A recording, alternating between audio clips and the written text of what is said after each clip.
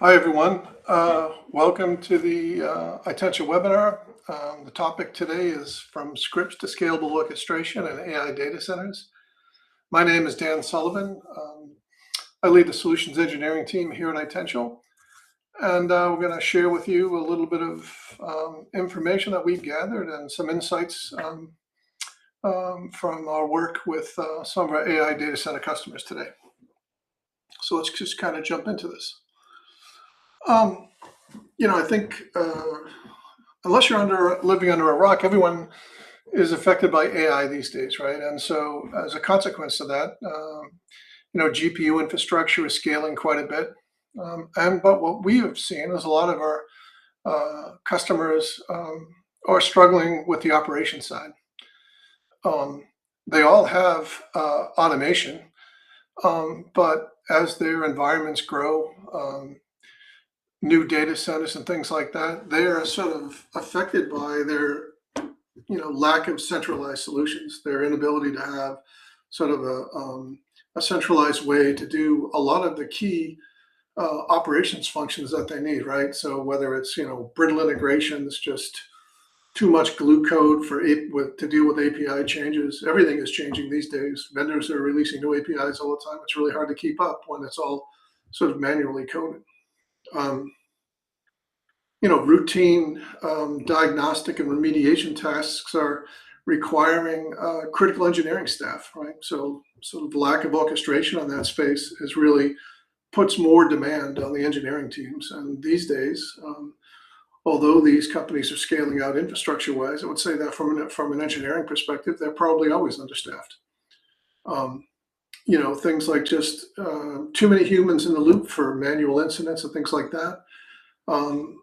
Are taking hours, right? And in the GPU business, time is money, right? When whether they have a thermal incident or they've got to take a node out of service or perform some sort of RMA, the longer that takes, the less money they're making, right?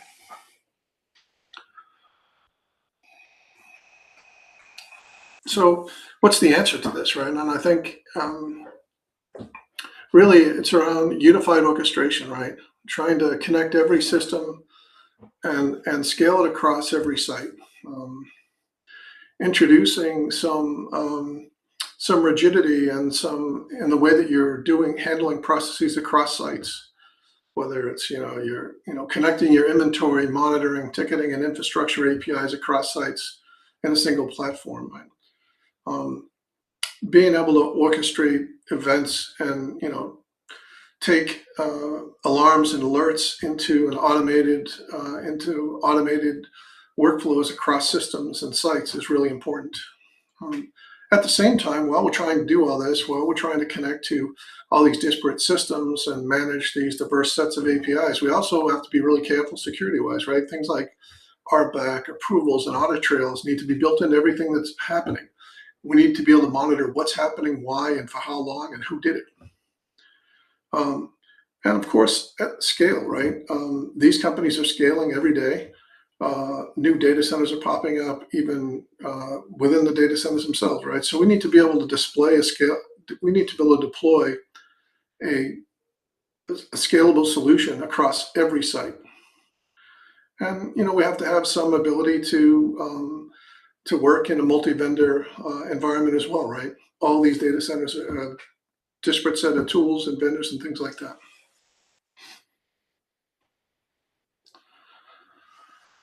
So effectively, what we really want to do is kind of take that site sprawl and have a standardized way to go about it, taking all those diverse sets of roles and responsibilities and try to centralize that and make that a process that can be orchestrated, where we have really centralized visibility. The inventory itself is actionable. We can orchestrate the execution and we can have an audit trail of exactly what we're doing.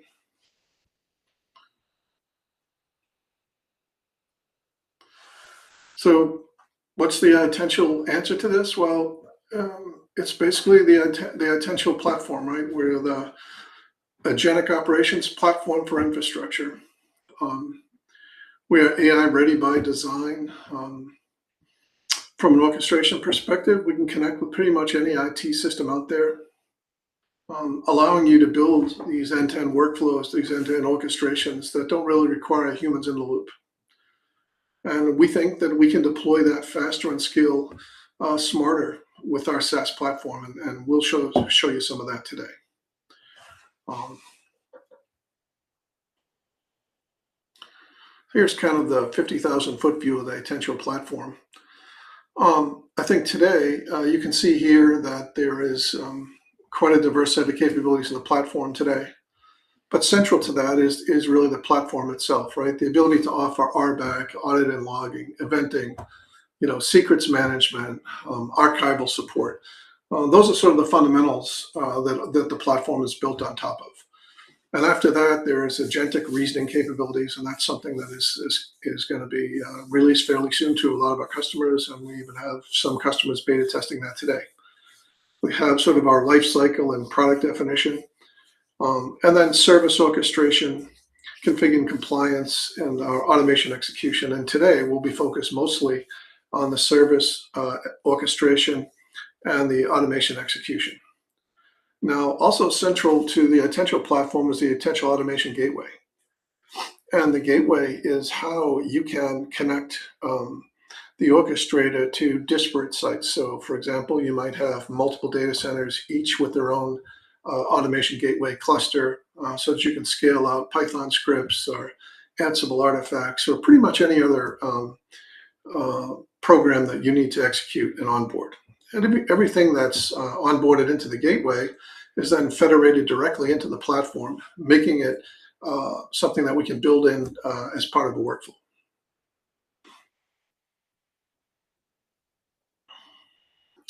So for a demo architecture today, we're going to use the Itential platform, and we're kind of simulate a little bit of an AI ops event here. We have ServiceNow deployed as well, and we're even going to talk to Slack. But we're going to focus on the inventory manager, the design studio, and gateway manager. So the inventory manager is where we'll have a centralized inventory. As I mentioned, we've kind of simulated that a bit. Although everyone loves to see real hardware, having 4 data centers filled with AI nodes is probably not cost effective for the purposes of the webinar. So we've got a little bit of that simulated. We'll show you some of that and walk through that in the design studio. We'll take a look at Gateway Manager as well. So we've actually got 4 different gateways deployed, sort of simulating each of it, an AI data center with each one. So that's kind of the demo architecture for today, and I'll sort of walk you through that and show you what we've got for you today. So I'm just going to share my screen, and we'll take a little bit of a and I'll just jump into the screen here, and then we'll take a look at the platform and see what else we've got here. All right. Looks like the platform. Everyone can see my screen here. So I'm in the Itential cloud. So we've got multiple environments here, but we're actually working in this POC environment. And as part of the cloud platform, we also have some analytics and some operations and tasks view here, so you can actually see what each of your instances are doing. And maybe if we have a chance, we'll jump into that. But I'll just jump into the platform here. So the first thing we're going to talk a little bit about is inventory. So I have our inventory manager set up, and the inventory manager is effectively just ingesting inventory from external systems and then making it functional so that we can apply it to Python scripts and Ansible inventory, or perhaps even device compliance, that sort of thing. So as I mentioned, I've got 4 data centers simulated here, and they each have a varying number of nodes in there. So if I click on one of these, what you'll notice is they've also got all the assets are fully tagged, and you'll see that each of the data center devices has a prefix equal to the data center that it's hosted in. So that'll help us when we are getting incoming events. We'll want to sort of dispatch off of the node name and try to figure out the data center and the cluster effectively. So if you click on one of these, you'll also notice that every device has a cluster ID associated with it. So that's the IAG 5 instance where the automation gateway, where that device is hosted or where it can be referenced. So we've got a fair number of devices, and we're gonna sort of simulate some of the device functionality today. So we've got 4 different inventories, and then if we go back, we'll also go and take a quick look at Gateway Manager. So within the Gateway Manager today, we have multiple instances of IAG set up, and these are all live, and they're sort of simulating. Each one is simulating that Neocloud data center. So we've got 4 of those, and of course the inventories that we just looked at are tied to each one. So now, when we get a particular event in, which is kind of part of the demo, where we'll simulate an event, and we'll then dispatch off of that device name and figure out the appropriate gateway to use, and we'll actually execute a service on the gateway.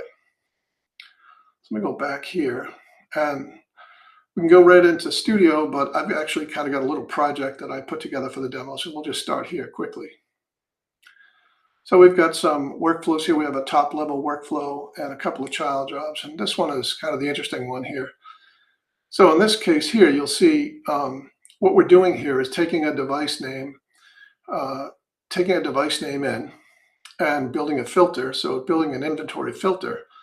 And then this particular task is going to run our service on the IG. So we have a Python script actually deployed there, and it's going to return some data. And down here, you'll see that we're actually passing the inventory filter. So we'll tell the script which device we're looking for, and then we'll pass the inventory in. It'll find the appropriate device and then use that when it's going through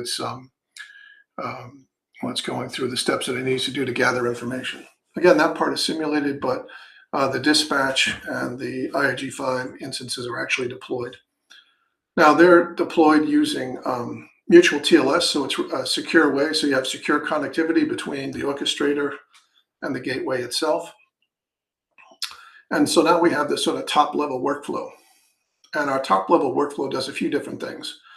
One, it sort of figures out which it is just, it started off just with an event. So it gets basically an event from an external system, basically an AI ops system.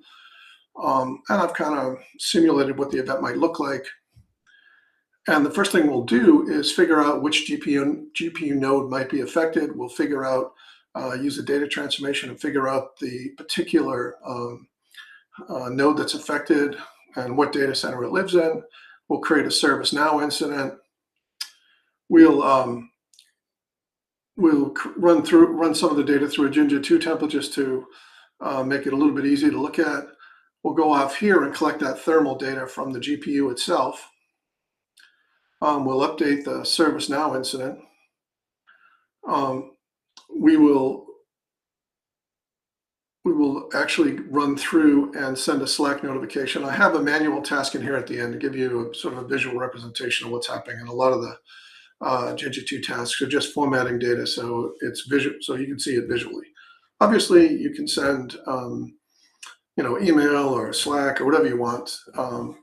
And this particular thing is just one example. So there could be any number of events. It could be some sort of reachability issue in which you want to run some complex diagnostics, or against a particular switch, or maybe you're having issues with a specific rack in your data center and you want to do some triage with that. Well, now you can, using the inventory, key off of the particular rack, find all the affected devices, run complex diagnostics, open a ServiceNow incident if you need to. So this sort of methodology is repeatable across varying types of events and things like that. So again, typically we would expect that this would be hit from an external API or something like that. But for now, if I jump into debug mode here, what you'll see here is I've kind of the event is the input to this, and I've sort of just cut and pasted sort of an event with some details in here that you might expect. It's saying that it's a particular node in the data center having the issue, and which of the GPUs on that node are affected, and some data about the UUID for that particular device, and then some information about the threshold. So we're going to inject all this data. When we run it, it's going to inject all this into the orchestration. It's going to kick it off and run through it. So let's just let it run here. So you'll see the green circle, the green checkbox is something that's just been completed. It's running pretty fast, so it's been through most of these. It's off now, trying to send a Slack notification. So first off, what we'll look here is to see here that should have created an incident in Slack. That's probably the most important thing that's happened here is the fact that we've logged it in Slack in ServiceNow, that we've got an incident. So let's take a look here. So if I refresh this, yeah, I see that I've got a new incident logged in ServiceNow. If I click on this, what you'll see here is, as we go down here, that we've taken the simulated data we got from the Python script that we wrote, sort of formatted a little bit, and enriched the incident here, and then we've also enriched it with the event data that we got. So the event that we got in from this as input, we also logged that in there. So that's in the incident. So at least you have some documentation initially in the incident, so that someone who actually has to go and act on this has some data and has a bit of a head start. So if I go back to Operations Manager here, you'll notice we're on a manual task here. So again, this just gives you probably wouldn't have a manual task in here, but this just kind of shows you what's going on. There's a particular the particular device that's failing, and some notes about a ServiceNow incident was created, just so that everyone knows what happened. You might even send something like this in an email. And then we also sent it out via Slack. So you can see that it shows that the incident was created, and we've got some a markdown formatted thing showing exactly what happened. And this is just, again, really taking what a lot of times is human tasks, people cutting and pasting, and just sort of orchestrated the whole thing. And from an event perspective, this is just one example, but we have customers doing this at scale in a lot of environments, including Neocloud data centers and that sort of thing. So the other thing here is, once we've run through this, the other sort of benefits that we get from the platform is just our ability. We talked a little bit about this, sort of the archival and the statistics associated with it. So if I go back here to the Cloud tab, what you notice is we have our jobs and tasks, so you can actually see what's being done, what jobs are running, so you can see that thermal event just processed, and this is all saved in our cloud. And then we also have some support around analytics. So, for example, if I want to look at the last 7 days, you'll notice that the process GPU thermal event is quite high. I guess that's good and bad. But we can actually see what's going on. We can drill down into some of these events and see what it looks like, what each of the child jobs might look like, how long they took, their elapsed time, those sorts of things. So over time, you could develop and see trending. You can put SLAs on some of these workflows and track that. So if you're not handling things as quick as you need to, or perhaps something has changed within your data center or within your environment, you can sort of see that in Insights. So that's really all I had to show today. But again, we have the ability to do this at scale. Okay, so I think that the Itential platform is trusted by a lot of our next generation cloud infrastructure providers. Really seeing fewer escalations and faster incident triage, and I think we have, along with other industries, that have been doing this for quite a while. So hopefully we're able to get significant reductions and significantly reduce the amount of dependencies on humans involved in the process. I think if you do that, then you start to see the reduction in operational time and less time spent maintaining the code. Over time, what you will see is more and more AI brought into this, so that agents will do a lot of the work, and we will need less intervention by humans to do some of these things. And that's about it for today. Thanks again for your time.